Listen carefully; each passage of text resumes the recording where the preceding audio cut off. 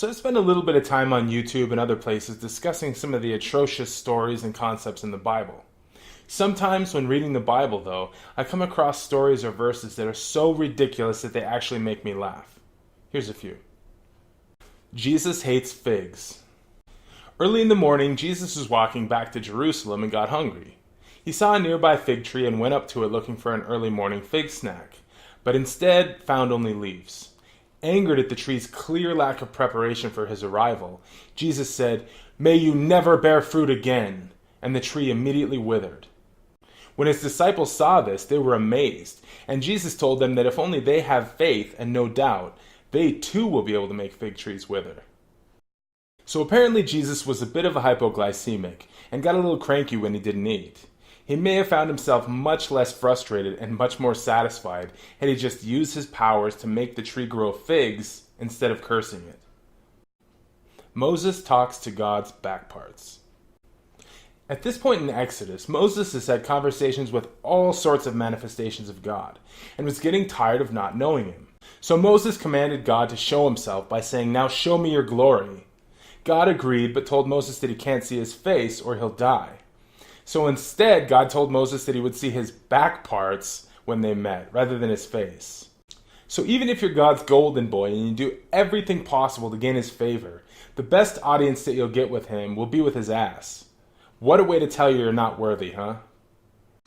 Balaam talks ethics with his donkey. So Balaam was a prophet of sorts, who disobeyed God's command by attempting to profit from cursing the Israelites. Clearly God wasn't going to allow this and sent an angel to stop him.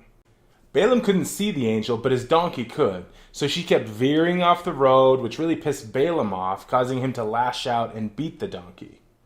After being beaten several times, the donkey suddenly started talking to Balaam and posing moral questions. If an animal that eats its own shit posing ethical questions isn't funny enough, Balaam didn't seem the least bit surprised at his donkey talking to him. And without pause, he responded to the donkey as if, this sort of thing just happens all the time. God gives the Israelites something to complain about. In Numbers 11:4, the Israelites got sick of eating manna and only manna for 3 meals a day. So they started complaining and wishing that they had meat to eat, which I can't really fault them for since the manna apparently tastes like coriander and looks like resin. Kind of destroys the whole manna from heaven idea, huh? So Moses asked God why he has burdened him with all these whiny people that keep complaining about not having meat to eat. So God heard them complaining and like a true authoritarian parent says, "Oh, they want to complain, do they? Okay, I'll give them something to complain about." So God says that they'll eat meat, but not for 1 or 2 days, but for a whole month, until, quote, it comes out of their nostrils. Moses needs a nap. In Exodus 17:8, the Amalekites came and attacked the Israelites. Moses told Joshua to gather some of the men and go fight the Amalekites, and he will stand on top of a hill with the staff of God. Joshua did as he was commanded. As long as Moses' hands were raised, the Israelites were winning. But when he lowered them, they started losing the battle.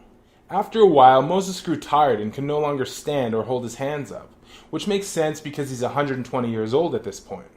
So Aaron and Hur brought a stone for him to sit on, and they stood on either side of him, holding his arms up in the air. So everyone is dying on the battlefield, and Moses is just sitting on the rock with other people holding up his arms like, "Oh God, I'm so tired." This scene seems more like something you'd see in a Monty Python movie than in the Bible. Hi, this is Rob Thompson. I hope you enjoyed this video. Please share it with everyone and click on the Atheist A to subscribe and follow me on Facebook. If you have any ideas for a video that you'd like to see, please leave them in the comments below or send me a private message.